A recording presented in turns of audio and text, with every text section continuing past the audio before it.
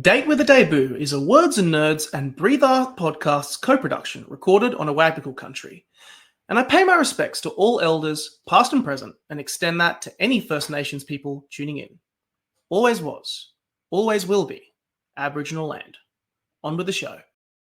I was unprepared by the kind of can of worms that I was opening, especially on a topic that I had written and reported on. I knew what I wanted to talk about, and when I was putting together the proposal for this book, the chapters came to me really easily. That kind of really flowed out.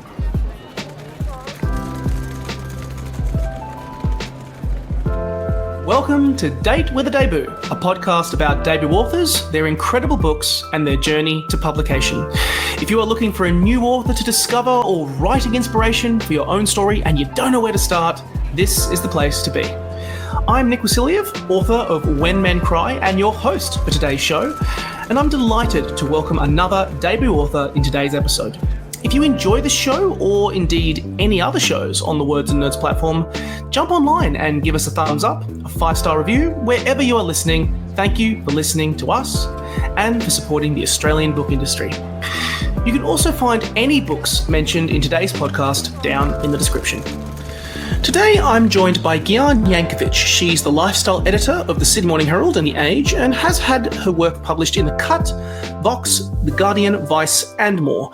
But we're here today to talk about her book debut, Just Friends, on the joy, influence, and power of friendship, published by Ultimo Press, which you can grab a copy of right now in the description.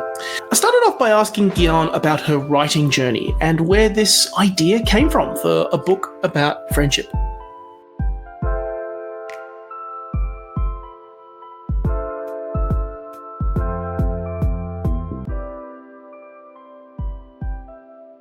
Hello, thanks for having me. Usually I like to start the show by discussing someone's writing journey, but your journey is very well documented.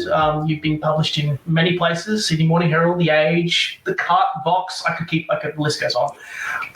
But also I'm just really interested in the story of this book and just how this book came to fruition. Where did this idea come from? It's a tricky one, and a lot of people ask me this, so I should have a better answer. But I, as you mentioned, have worked at lots of different places, magazines, websites, newspapers, and I've always, in the past 14 years that I've been doing this, found myself coming back to friendship, even in jobs that it was very much not in the job description. I always were pitching stories about friends, why they matter, why they're so important, how to make friendships stronger. And then I, as a lot of journalists and other writers do, get to the point where you're like, I think that there could be a book here. I think that that's something that I could do and something that I've always wanted to do. And then I kind of found myself at this interesting point where I'd been thinking about this idea for a few months, and then my role at where I was working at the time was made redundant. And I was like, okay, what's next? And I was feeling really burnt out after this role. And I was like, maybe normally I bet that was the second time my role had been made redundant, one of the perks of working in media in this day and age. But unlike in the past, I didn't feel ready to go back into another full-time role. I was just coming off, a few years after after 2020 pandemic levels, and I was just feeling really exhausted and keen for something new. And I thought, okay, well, let's try and make this book happen. So that's kind of where it all started.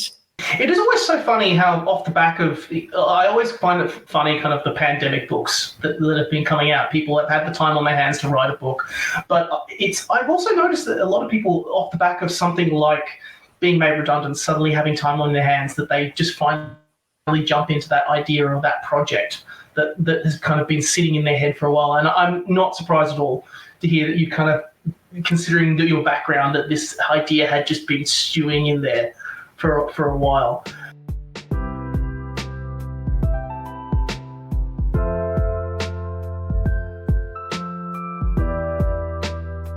I now want to hit you with the pitch question. For all of our listeners who are not familiar, what is Just Friends about? Just Friends is a book that celebrates the importance of friendship, but also in a lot of ways puts it under the microscope and questions why our friendships are so undervalued compared to the relationships that we have with romantic partners and also with our biological family. I usually like to take my time with books. I'm a notoriously slow reader. And I'm not going to lie, we were talking about it just beforehand, but I found this book insanely digestible. You write with openness and candidness about the idea of friendship, and you break it down across the book, covering family, friends, relationships, grief. There is a lot I want to pick your brain about, and I know that we are limited in the fact that we only have a short amount of time to talk about it. But I will say, first of all, I felt into the second chapter of this book about the friendship recipe that you've titled it, where you kind of share this story about a friend of yours called Isaac. But you also talk about Julie Beck, who conducted like 100 interviews about friendships and around how we communicate and how our friendships exist and how we view them. I want to poke about the actual themes that come through the book, but I first of all just kind of want to ask, what was it like assembling research about friendship, and what was a piece of information crafting this book that surprised you? There was so much that surprised me, and I think that I knew that coming into the book that I had some kind of advantage compared to people who don't already work as journalists, in that, I'm used to reading studies, reading books, interviewing people, and then kind of putting it all together into some kind of hopefully cohesive story. But I was unprepared by the kind of can of worms that I was opening, especially on a topic that I had written and reported on quite a lot in the past. It was kind of interesting because I knew what I wanted to talk about, and when I was putting together the proposal for this book, the chapters came to me really easily. I wasn't thinking like, oh, what do I want to cover? What will I write about? Like brainstorming a lot. That kind of really flowed out. But what was more shocking was when I was like, okay, I want to write about what it means to be someone's friend. And then once you dig into that, there's so many people you can talk to. And I ended up having this huge Google Doc that was literally just like a dumping ground of like someone who has made friends on social media but never met, someone whose friend has done this for them. Like this huge list of people that I could talk to. And then I was really pleasantly surprised by how much research had actually been done around friendship, and not just friendship, but other topics that are an extension of friendship. So community is a big example, neighbors, colleagues, in terms of workplace loneliness. Once you even look beyond that definition of friendship, there was so much out there to filter through, which was a very overwhelming task, but was also really satisfying. I'm amazed that you, considering it's first of all just nice to hear. I'm not going to lie that this is a topic that is being discussed and researched obsessively about in this day and age, because it feels like it should be, and it's nice that efforts are being put into there, because again, you touch on in the book that the way we conduct ourselves around friendships now is entirely different to the way it was even 30 years ago. We've got new things in place. In the past, in the 50s and 60s and 70s, how people were friends with each other is very different to today, with our new hyper obsession with this crazy thing called social media, the online space. Technology is weaving its way into our friendships as well. What were the key things from this amazing, massive Google Doc that you had, and the people that you spoke to, and the crafting of this book? How do you think 21st century friendships have changed compared to previous friendships in the past? And in a modern sense, what is being a friend? Yeah, big questions. I think that when we talk about decades past, something that I was really interested in and ended up reading a lot about was this idea of the nuclear family, and how it has shaped so much of what we think about the importance of romantic love, particularly around marriage, as a really key milestone that a lot of people strive for and celebrate. And it's, really sits at the center of a lot of people's lives. But also as an extension of that, the nuclear family, and I guess the privacy and security that people hope to find within that unit of, traditionally a husband or wife and children, and then the extension of that being extended family. That has shaped so much of what we think, how we signpost our lives, how we consider ourselves successful, what, the decisions we make, where we live, all of these things. And I think that that's obviously still very important. And I'm definitely in no way trying to bring down the idea of the nuclear family or romantic love in any sense. Obviously very important. But I do think that there is a bit of a rethinking of that narrative when people, think about different futures that they can imagine. And that was something that out of all those conversations, I think was one of the most delighting and surprising things that kept coming up again and again, was that when people are thinking about family, it's obviously a word that with a definition that stretches a lot depending who you're talking to. A lot of people were considering how friends fit into that umbrella. And they were thinking of their futures, not just with whoever they're romantically involved in or whoever they're biologically related to, but they were also thinking like, how are friends part of my future and what are friends doing for me in the next 5, 10, 20 years and what can I do for them? And I think that that's something that isn't necessarily spoken about. And it was really surprising once I started having conversations with people and letting them know, I guess, that it was a safe space in the conversation to say like, yes, my friends matter to me as much as my partner or as much as my parents or my siblings or my children. Obviously very different relationships with those people. But once people felt like they were allowed to tell me like, yeah, I love my friends just as much and they mean just as much to me, like a lot of the time they did. I like that this book has come out at this particular time because it does feel like, and maybe this is probably based on more personal anecdotes, but you may disagree, but it does feel like that there is a deconstruction of previous stereotypes around, like you say, the nuclear family. In the 21st century, the idea of what a family is already ever changing and is constitutes and is being examined and recontextualized and broken down and reconstructed in different ways.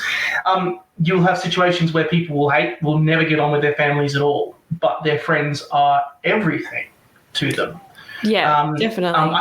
I have no comment to add here, but it just felt no question to add here rather. But I feel like it's just the ideas that are permeating just feel reflective of the 21st century. It's not just about stereotypical family dynamics. Humans are complicated. We're complicated creatures and social creatures. They are, and it reflects well.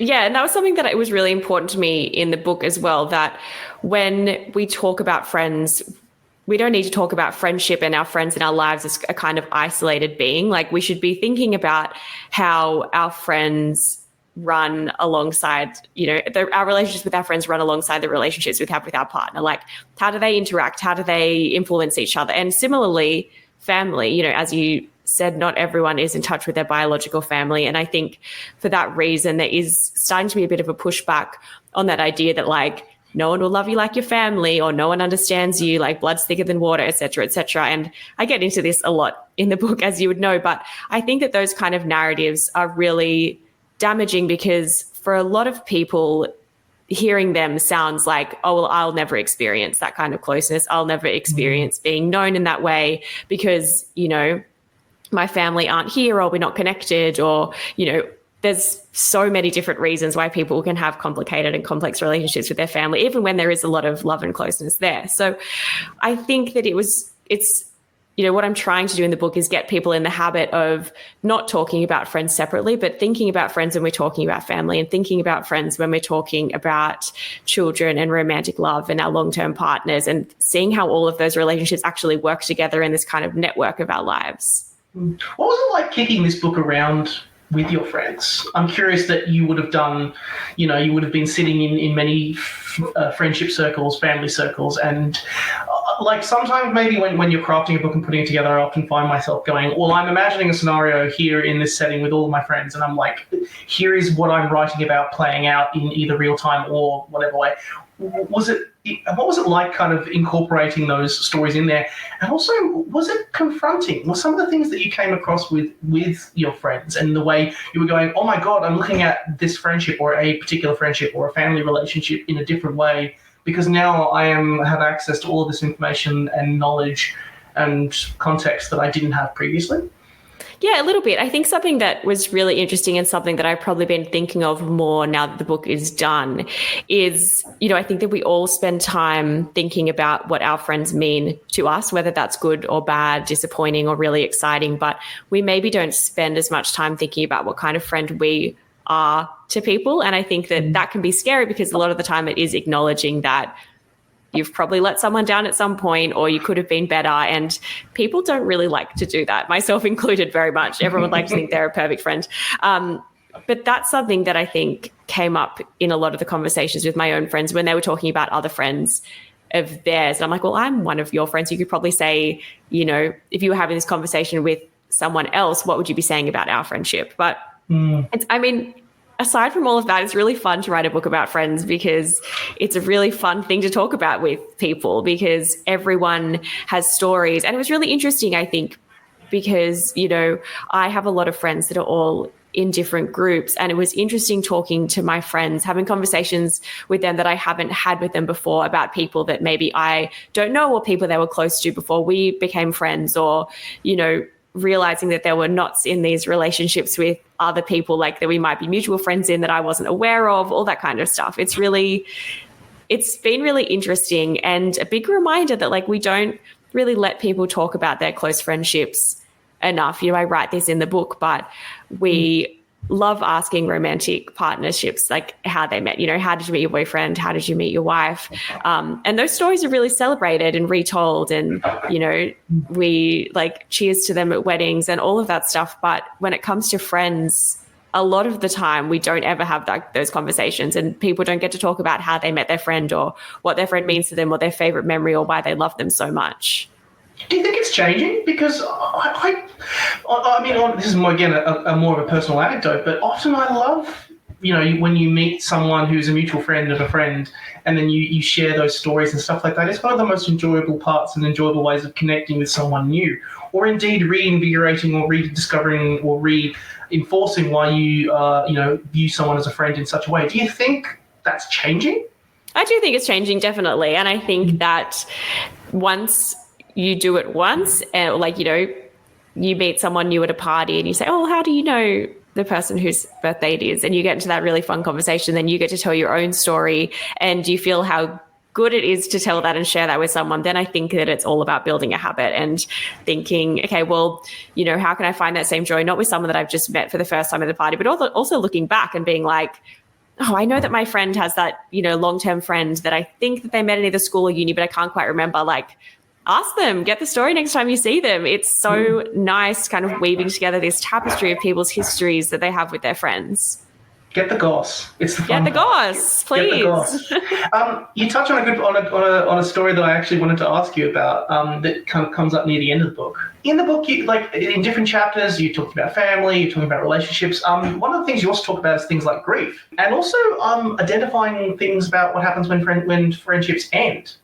Which we have kind of touched a little bit on as in the past, earlier in this podcast, rather.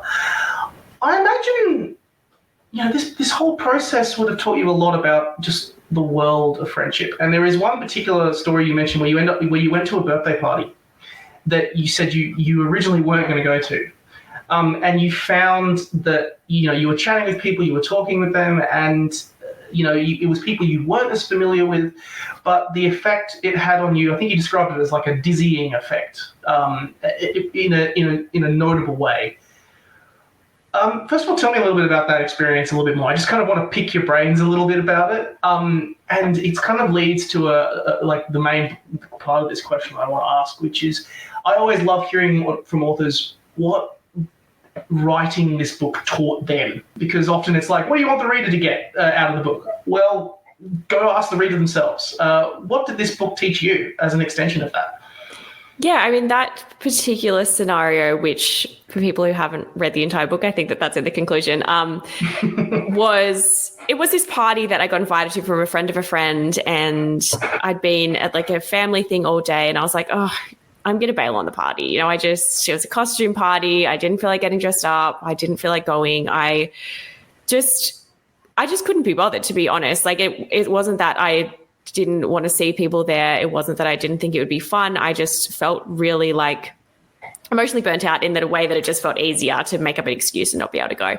And I actually sent the text being like, I can't make it. I don't think I can make it tonight. Like, I'm so sorry. Have a beautiful birthday. Catch up with you soon. And then I got home and I was like, what am I doing? Like, I can go to this party. So I put together this costume, went to the party and arrived. And it was one of those parties where like I had my kind of one good friend there and everyone else there was a good friend of hers. And I was like an invite through her kind of thing. And on the drive there in the Uber, I was thinking about this research that I'd been told by someone I interviewed for the book. That was about what she called the liking gap. And it's about this predisposition that we all have to assume that people like us less than they normally do. And I think that it's a feeling that a lot of us are familiar with. You know, you walk into a party or a class or a meeting and you are hesitant. You think, oh, I don't know what everyone thinks of me in this. And you can get really self-critical whether you realize it or not. But in truth, basically researchers that have looked into the liking gap found that we're always underestimating how much people like us. And for that reason, people like us a lot more than we assume. So I tried to keep that in mind. And I thought, what would it feel like to go into this party and assume actually that like people are excited that I'm there and people who I've only met a couple of times are excited to see me and like me and, are looking forward to chatting with me, having a dance, getting to know me more. And it was like, it honestly sounds so cheesy, but it was amazing. And I had the best night. And I have a bad habit, I've realized, of if I'm in, a situation like that with someone and there's, I've met them before at like a dinner or a few years ago or something, we vaguely know each other. Like I am not the first person to say hi. I'm not the kind of like, make eye contact, go over, like reintroduce yourself, chat. And once I had in my mind this idea of the liking gap and what there was to overcome, it was a lot easier to be that person and walk up to people and be like, oh, it's so nice to see you. Like, I haven't seen you since, 6 months ago when we ran into each other at that dinner. Like, how are you? Like, I love your outfit. What have you been up to? And all of those conversations went so well. And it was just such a fun night. And it sounds so silly because I think that we all underestimate those little mental hurdles that we have to overcome. And it's easy to read research like that and be like, oh, well, that's not me. Like, I don't really do that. But if you kind of just acknowledge that, like, you're not special, and if research finds that most people do something, like, you're probably doing it too, then it can be really helpful. Isn't it the most liberating thing to know that, if you're being self-critical and you often think, oh, it's a me problem, then the research then says, no, everyone's dealing with this crap. Everyone's dealing with it. And it's actually like, well, if everyone's dealing with it, then everyone can understand and therefore it can address it in a better way. I think it's so liberating to know that everyone can feel like this. And also just I love the idea of feeling like you were separate from everyone else and that everyone else was doing better than you when it came to their friendships. And it turns out research said completely otherwise. Is that what the book taught you? Is it what is the message that you got from just writing this for yourself that you will take forward into future friendships? I think that, like, one of the messages of the book is that, like, there are little ways that we can all change. There are things that you can do even if you are someone who does really recognize how important friends are and you have friends that you really cherish. There are always ways to make that stronger. And it is about, like, being proactive and putting the effort in and thinking, like, what can I do today to make my friendships better? And I think that, when it comes to friendship or relationships, really, I'm sure that a lot of people in, like, really long-term romantic relationships would agree, like, it becomes really easy to take people for granted, take closeness for granted, assume that things will stay the way that they are now because of, they are the way they are now. Like, why would they change? But things do fall apart and people do drift if you don't continually put the effort in. And I think that that's what it taught me as someone who had been writing about friendship for a long time and loves my friends so dearly. I was like, wow, there's still things that I can do that are going to make a difference, not only in my life, but also in the life of my friends. And I hope that that's what people come away with as well. Like, no matter where you are in the friendship journey, I guess, like, whether you are someone who is actually really looking to make new friends, which a lot of people are, or if you're someone who's like, I've got enough friends and I love them, like, no matter where you are at the stage in your kind of friendship journey, there's more that you can do. You just kind of have to think about it and really commit to it.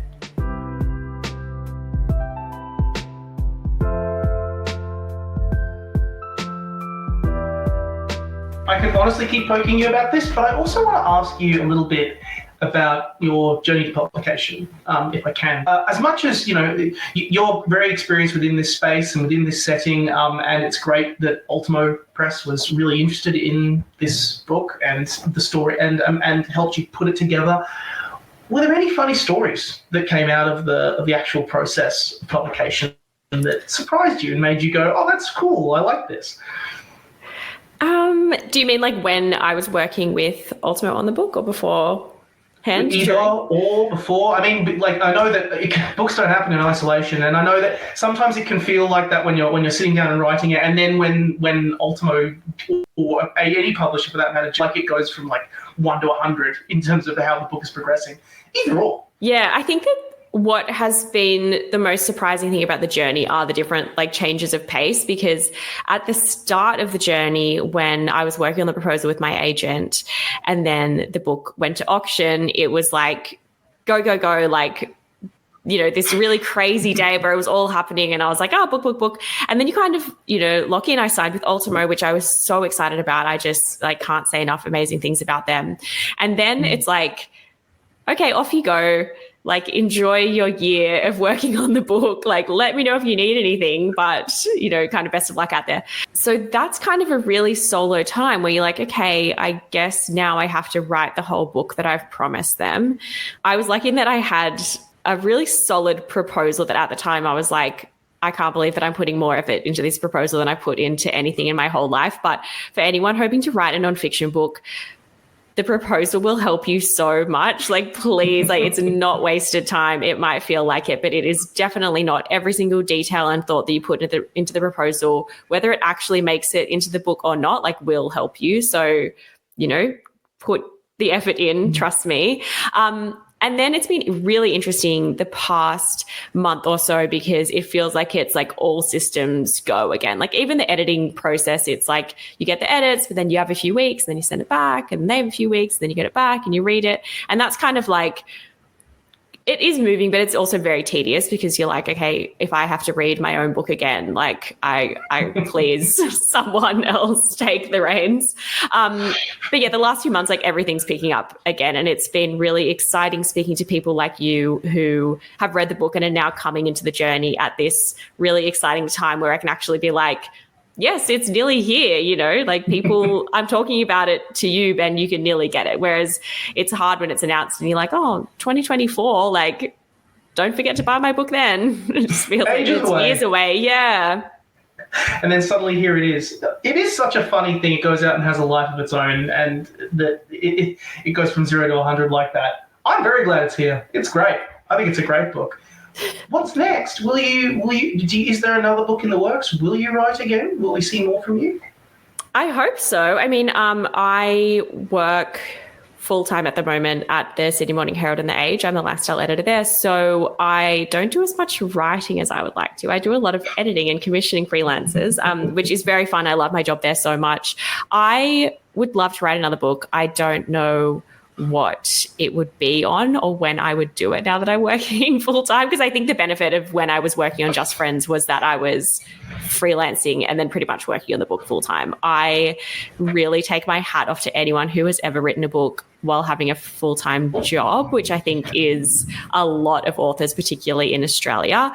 I would love to do it. I think that I felt so passionate about this idea from the get-go. As I said, like when I was thinking of chapter ideas and everything I wanted to include, it really came out of me. And I think that that's what made the process not easy, but enjoyable, because I didn't feel like I was kind of scrambling for ideas and content to like reach a certain word count. So it would really have to be something that I feel like that again. So if you see a second book from me, please know that I was very enthusiastic about the idea and felt like I had a lot to say on it. I love it. And well, hey, if you do somehow manage to get that second book out of you, no matter what it is about, tip of the hat, because being a lifestyle editor, that's a lot of work. You're writing every day, and sometimes you'd be like, I would rather do anything but than look at a screen of words at the end of my day sometimes. So hey, I'll be waiting with bated breath for the next one.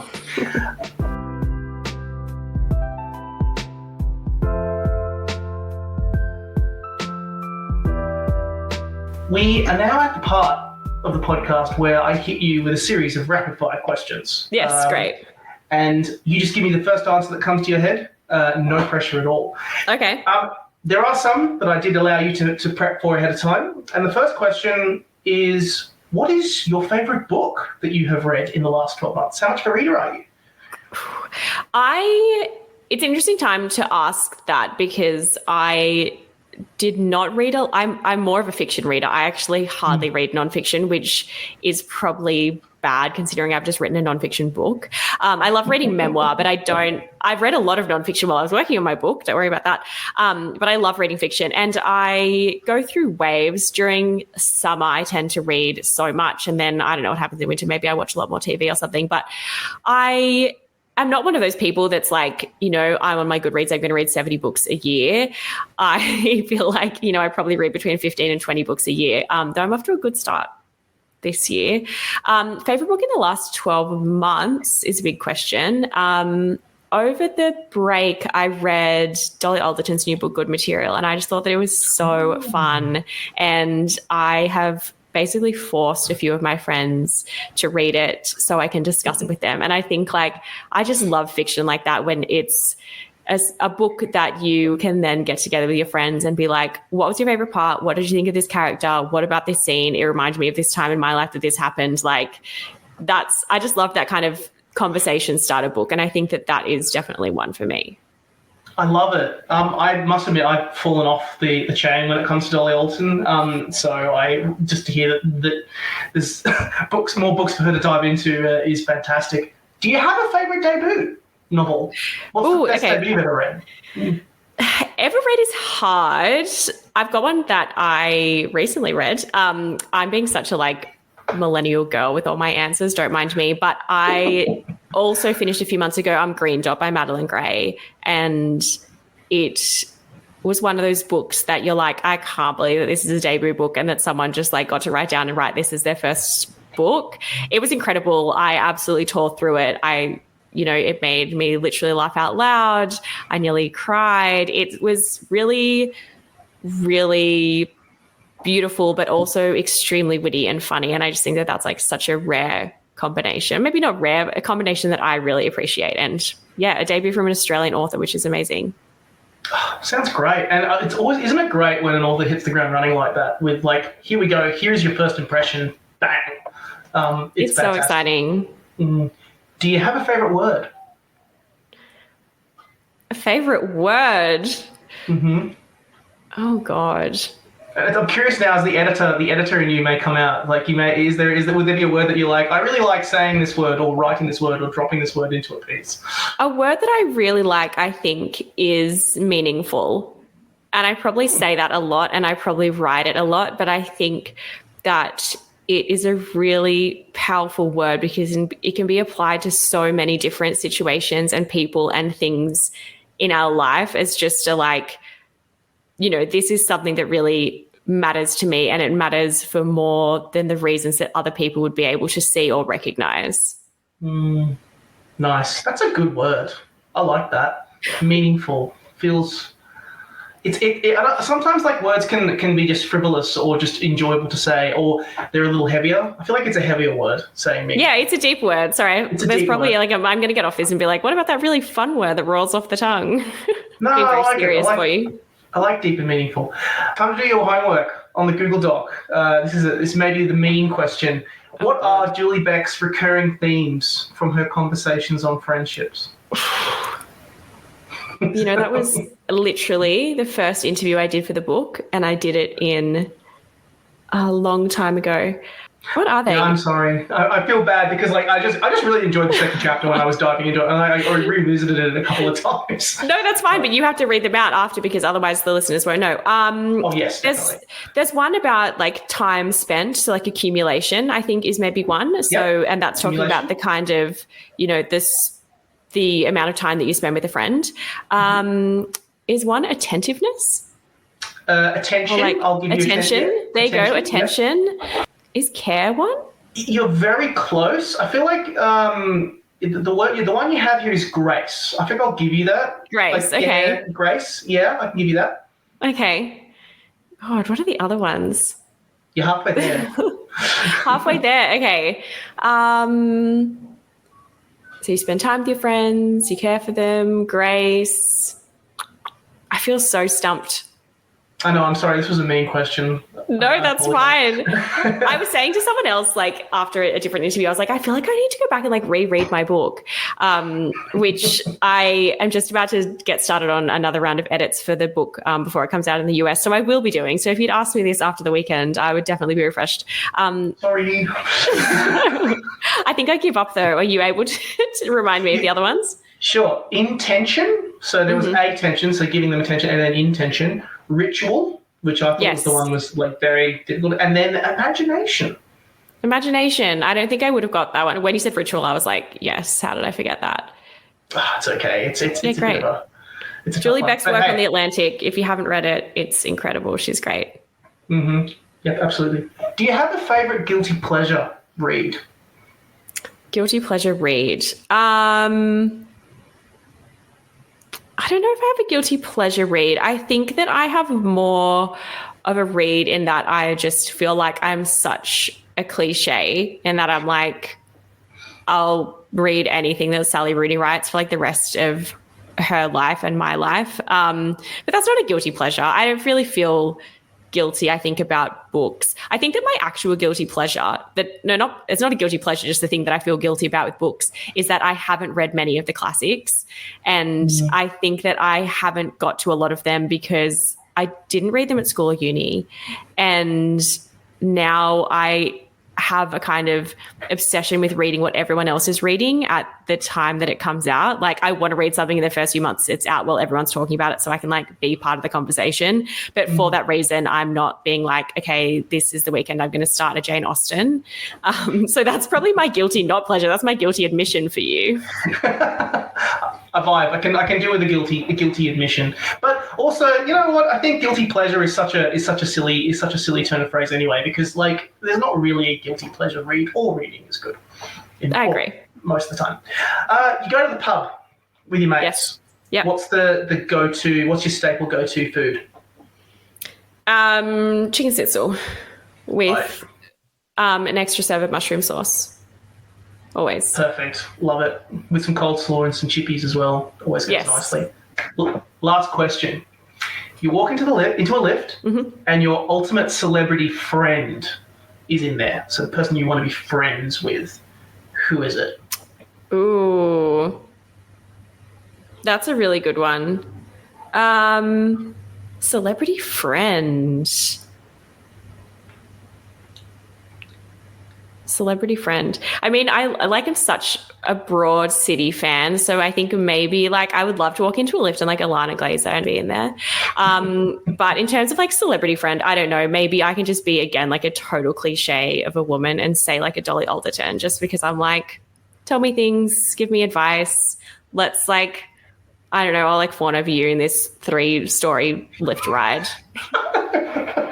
I love it. You could ask her the question, what floor are you going to? I'll go with you. Yeah, exactly. And then I'll get off. Where are you going? I'm sure that a lot of people do things like that to her. And now I'm just another one of the legions of fans. Oh, love it. I can honestly chat to you all day. Unfortunately, we have run out of time. So I will simply say to all of our listeners, go and get a copy of Just Friends. It's really good. You should check it out. And thank you so much. This has been so much fun chatting with you today. Thank you. It's been so nice. I'm sorry to Julie Beck. I hope she doesn't listen to this podcast. I'm sure she won't. She'll forgive you. She'll forgive you.